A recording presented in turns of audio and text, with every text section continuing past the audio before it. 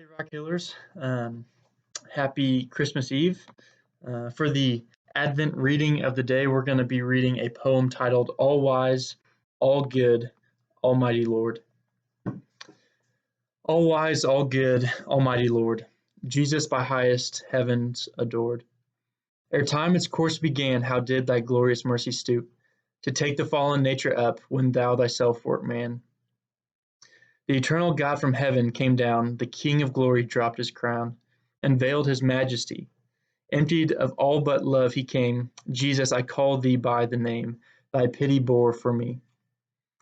A holy child, still let thy birth bring peace to us poor worms on earth, and praise to God on high. Come, thou who didst my flesh assume, now to the abject sinner come, and in a manger lie. Didst thou not in thy person join the natures human and divine, that God and man might be henceforth inseparably one? Haste then and make thy nature known, incarnated in me. In my weak sinful flesh appear, O God, be manifested here. Peace, righteousness, and joy, thy kingdom, Lord, set up within. My faithful heart and all my sin, the devil's work destroy.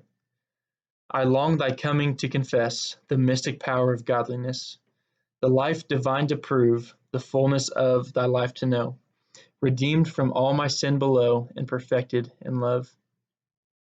O Christ, my hope, make known in me the great, the glorious mystery, the hidden life impart. Come, thou desire of nations, come, formed in a spotless virgin's womb, a pure believing heart. Come quickly, gracious Lord, that I may own, though Antichrist deny thy incarnation's power, may cry a witness to my Lord, come in my flesh is Christ the Word, and I can sin no more.